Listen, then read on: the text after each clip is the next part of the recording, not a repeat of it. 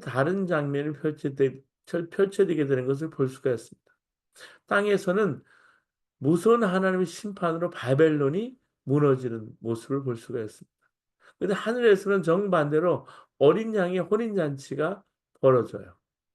오늘 생명의 말씀의 본문 말씀을 보셔도 그렇습니다. 거룩한 전사로 오시는 심판주 어린 양의 모습을 볼 수가 있어요. 계시록 19장 11절 이하에 보면 이 땅에서 마귀의 추종자들과 어린 양 예수 그리스도의 마지막 전쟁이 벌어지는 것을 보여줍니다. 계시록 18장에 언급했던 내용을 좀 더 자세히 보면 그 결과가 너무나 당연합니다. 주님께서 흰말을 타고 등장하셔서 짐승과 세상의 왕들과 그 군대들을 주님의 입에서 나오는 말씀의 검으로 다 죽입니다. 그들의 시체를 뜯어먹는 새들의 잔치가 벌어집니다. 요한은 백마탄 왕자를 하늘에서 봐요. 이름이 하나님 말씀인 그가 공의로 심판합니다. 마지막 날 이 어린 양은 거룩한 용사로 오십니다. 어린 양은 그 입에서 나오는 검으로 만국을 치시고 철장으로 다스릴 것입니다. 거룩한 전사인 어린 양은 거짓 선지자가 이끄는 모든 원수와 거짓과 싸웁니다. 이것이 아마겟돈 전쟁이에요. 계시록 19장은 전반부의 하나님의 혼인 잔치의 모습과 하나님의 심판 잔치의 모습이 대비되어 되어지고 있습니다. 이렇게 바벨론이 멸망할 때 하늘에서는 엄청난 수의 하나님의 백성들이 네 번 거듭 할렐루야 할렐루야를 외칩니다. 하나님의 구원과 심판과 통치를 찬양하는 그 소리가 얼마나 큰지 6절에서는 많은 물소리와 같고 큰 우레소리와 같은 소리라고 그랬어요. 이어서 하늘에서 어린 양의 혼인잔치가 열리는 거예요. 7절 보시면 어린 양의 혼인 기약이 이르렀고 그의 아내가 자신을 준비하였으므로 여기 나오는 어린 양은요 예수님이시고 그의 아내 신부는 그의 교회 즉 성도들입니다.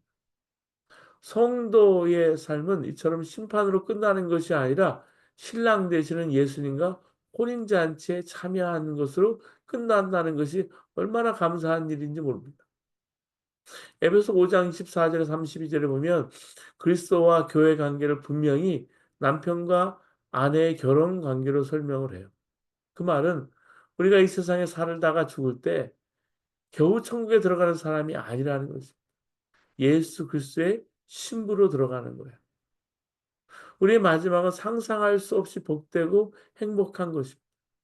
이것을 알고 나면 지금 형편이 어떠한지는 알 수 있어요. 행복한 거죠. 할렐루야를 정말 4 번만이 아니라 100 번, 1000 번, 10,000번 해도 모자랄 겁니다. 여러분 그래서 9 절에 보면 천사는 "어린 양의 혼인 잔치에 청함을 받은 자들은 복이 있도다."라고 말합니다.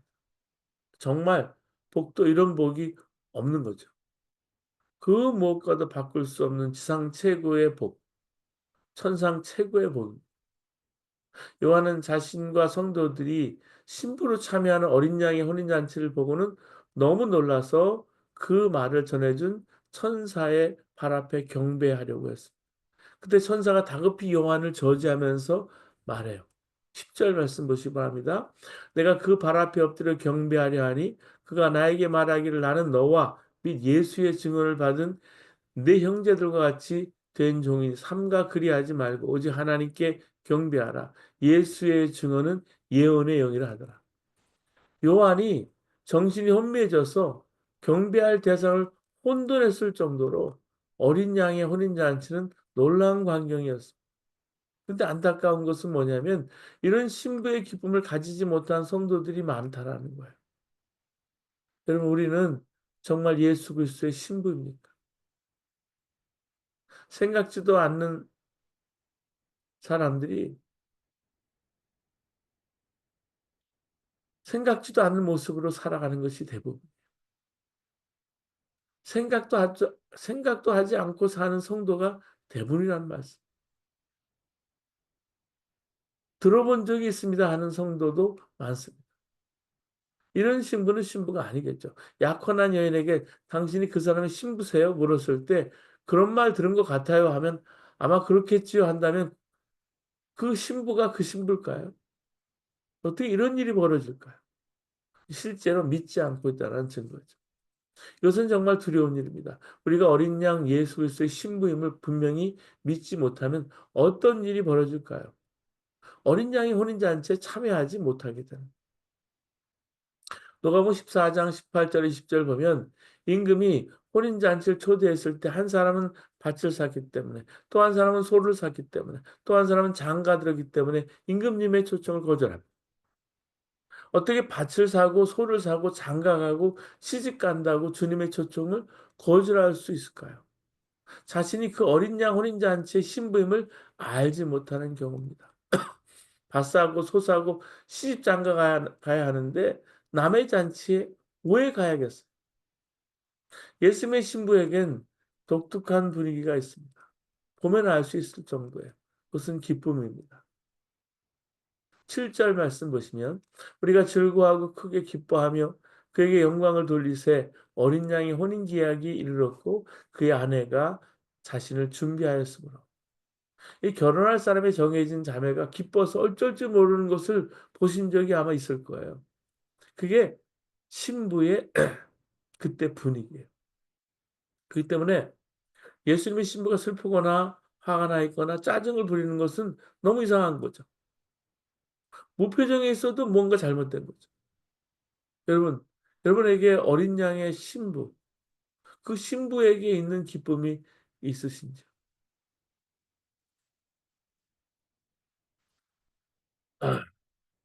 우리가 대강절을 맞아서 촛대를 하나씩 켭니다. 예수님을 내 마음속에 주인으로, 예수님을, 아기 예수님을 내 마음속에 왕으로 모시는 거예요. 그러기 위해서는 내 마음속에 기쁨이 넘쳐야 돼요. 촛대를 하나, 둘, 셋 우리가 켜가는데 소망의 촛대, 그리고 사랑의 촛대, 세 번째가 기쁨의 촛대예요. 기쁨이 나한테 있느냐 하는 것을 묻고 있는 거예요. 며느리가 시어머니에게 물었습니다. 요즘 아버님과 사이가 좋으세요? 시어머니는 며느리에게 웃으면서 말했습니다. 대체로 잘 지낸다. 사소한 문제가 있긴 하지만 난 그때마다 속상한 걸 잊으려고 노래를 부르며 지내고 있지. 너도 속상할 때가 생기면 노래를 부르렴. 그러면 기분이 좋아진단다. 며느리는 안방으로 들어가서 시아버지에게 물었습니다. 어머니와 잘 지내세요? 시아버지는 흡족한 미소를 지으며 말했습니다. 그럼 너희 어머니는 얼마나 행복해하는지 몰라. 늘 노래를 부르며 지낸단다. 그런데요. 우리는 상황이 힘들어도 억지로 노래해서 분위기를 바꾸는 사람이 아닙니다. 진심으로 노래하는 사람이 주님의 신부된 자이기 때문에 그렇습니다. 여러분 이 대림절에 그리고 크리스마스의 계절에 우리가 주변에 울려 퍼지는 찬양이 주로 캐롤입니다. 캐롤은 그때 분위기를 완전히 다르게 해 주시죠. 상황이 힘들어도 어려워도 그 예수님 오심을 내가 기뻐하며 즐거워하는 사람은 진심으로 노래하는 사람이에요. 독일의 독재자 히틀러로 인해서 말할 수 없는 어려움을 겪고 있을 때 히틀러에게 담대하게 저항했던 본헤퍼가 있습니다. 그분이 쓴 라이프 투게더 신도의 공동생활에서 보면 하나님 앞에서 기뻐하라고 했습니다. 그 당시 무슨 기쁜 일이 있다고 그런 말을 했을까요? 결국 순교했던 보네퍼가 어떻게 이런 말을 할 수 있었을까요? 바로 그가 어린 양의 신부였기 때문입니다. 여러분, 우리가 다시 한번 이 대림절에 우리의 기쁨을 점검해 보기를 원합니다. 신부의 기쁨이 없을 때가 참 많아요.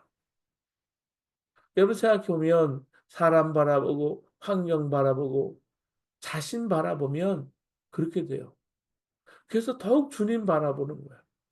그런 놀라운 체험이 있습니다. 사람을 보면 슬프지만 주님 보면 기쁜 거예요. 환경을 보면 낙망하게 되지만 주님 바라보면 기쁜 거예요. 이것이 신부가 누리는 기쁨입니다. 주님의 신부에게 세상이 주지 못하는 기쁨이 넘치게 되면서 자연스럽게 의로운 삶을 살게 됩니다. 이것이 또한 그리스도의 신부의 분위기입니다. 주님은 신부에게 빛나고 깨끗한 못이 옷을 입게 했어요. 계시록 19장 8절 보면 그에게 빛나고 깨끗한 세마포 옷을 입도록 허락하였어요. 이 못이 옷입니다. 세마포. 어느 목사님은 이 옷을 천국의 웨딩드레스라고 표현했습니다.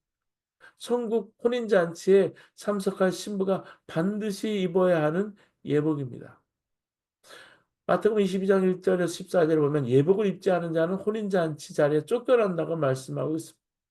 그럼 이 빛나고 깨끗한 못이 뭘까요? 성도들의 의로운 행위라고 했습니다. 8절 말씀 보면 이 세마포 옷은 성도들의 옳은 행실로다. 이 점에 대해서 주님도 분명히 말씀했습니다. 나더러 주여 주여 하는 자마다 다 천국에 들어갈 것이 아니요 다만 하늘에 계신 내 아버지의 뜻대로 행하는 자라야 들어가니라 라고 마태복음 7장 21절에 말씀해 주고 있습니다. 그러니까 말만으로 신부가 되는 게 아니죠. 삶이 의로워야 천국에 신부로 들어가는. 그런데 의롭게 살지 못하는 그리스도인들이 참 많습니다. 어느 분이 신부를 보시는 주님의 마음에 쓴 글이 있습니다. 나는 쓸데없이 소문을 퍼뜨리는 사람과는 결혼을 하지 않을 것이다. 증오와 악의를 마음에 품는 사람과도 결혼하지 않을 것이다. 다른 사람들을 사랑하지 않는 자와 결혼하지 않을 것이다. 용서하지 않는 마음을 가진 사람과도 결혼하지 않을 것이다. 고통받는 자를 향해 자비와 긍휼을 가지지 않는 사람과도 결혼하지 않을 것이다. 세상과 세상에 있는 것들을 사랑하는 사람과도 결혼하지 않을 것이다. 어, 성경을 보면 하나님은 질투하시는 하나님이라고 말씀해 주고 있습니다. 하나님을 떠나 세상을 사랑하는 사람을 음행한 여인에 그래서 비유를 많이 합니다. 왜 이렇게 말씀을 읽으면서 우리를 부담스럽게 할까요?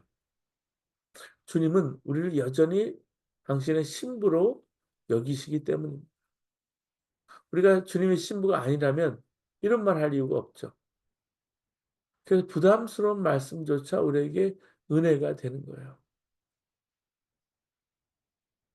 자신이 주님의 신부임을 내가 믿게 되어야 신부답게 살게 되는.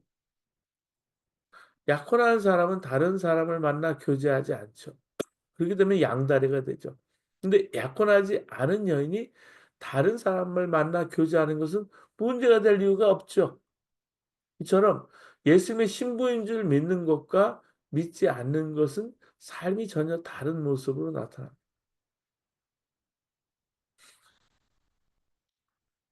그렇기 때문에 우리 주님께서 우리에게 말씀하시는 거예요. 누구든지 사람 앞에 나를 시인하면 나도 하늘에 계신 내 아버지 앞에서 그를 시인할 것이요. 누구든지 사람 앞에 나를 부인하면 나도 하늘에 계신 내 아버지 앞에서 그를 부인하리라. 마태복음 10장 32절의 말씀. 여러분 주님의 신부와 신부가 아닌 자가 여기서 갈려지는 거예요. 우리가 나는 주님의 신부에 해당할 수 없어. 신부가 될 자격이 없어라고 낙심하는 분도 있을 수 있습니다. 근데 낙심하지 마시고 합니다. 하나님께서 호세아에게 음탕한 고멜에게 장가달라고 오히려 말씀하셨어요. 그것은 무슨 말씀이냐면 주님의 신부이면서도 주님을 배반하고 다른 사람에게 간 여인을 주님은 여전히 사랑하고 여전히 그를 용서하고 계심을 증거하고 싶었기 때문입니다. 이 믿어지지 않는 은혜예요. 그렇기 때문에 낙심한 이들도 이 은혜를 믿어야 합니다. 그러나 우리가 신부답지 않게 살아도 된다고 허락이 된 것은 아닙니다. 신랑 되신 주님이 우리 안에 오셔서 우리를 신부로 세워 가실 거라고 분명히 말씀해 주고 있습니다. 에베소서 5장 26절 보면 이런 건 물로 씻어 말씀으로 깨끗하게 하사 거룩하게 하시고 자기 앞에 영광스러운 교회로 세우사 티나 주름 잡힌 것이나 이런 것들이 없이 거룩하고 흠이 없게 하려 하십니다. 우리는 도저히 빛나고 깨끗한 삶을 살 수가 없습니다. 예수님만 그렇게 사실 수 있어요. 우리가 할 일은 나는 예수님의 신부다. 나는 내 자아를 십자가에 못 박고 나는 죽고 예수 그리스도의 생명으로 산다. 고백하며 사는 것입니다. 이 믿음과 이 고백이 우리로 신부답게 살게 하는 것이고요. 예수님으로 옷 입는 것입니다. 로마서 13장 14절에 보면 오직 주 예수 그리스도 옷 입고 정욕을 위하여 육신의 일을 도모하지 말라 그랬습니다. 오늘 이 새벽 말씀을 마치고자 합니다. 이제 내가 예수님의 신부인 것을 여러분 아셨습니다. 말할 수 없는 은혜이고 복이고요. 그건 하나님이 우리에게 베풀어 주시는 사랑. 신랑이신 주님께서 우리 안에 이미 임하셨다는 사실을 항상 명심하시기 바랍니다. 예수 그리스도께서 이 대림절에 여러분 내 안에 왕으로 오셨다는 사실을 분명히 명심해야 합니다. 그러면 우리 인생의 모든 상황, 힘들고 어려운 순간조차 우리 예수님의 신부로 준비시켜 가시는 과정임을 알게 됩니다. 기쁨의 사람, 의로운 사람이 되어 가는 거예요. 우리가 여러분 내일 이제 크리스마스 대림절 네 번째 예배이자 그 어린 양 이 땅의 왕으로 오시는 정말 혼인잔치의 참여자로 심판주로 함께 하시는 그 예수님을 맞이하는 예행 연습을 하는 것과 같은 것입니다. 여러분 모두 어린 양의 신부임을 명심하면서 신랑 되신 주님을 바라보는 중에 기쁨이 충만한 삶 살아가실 주님의 이름으로 축원합니다. 우리 함께 기도하시겠습니다. 여러분 기도하실 때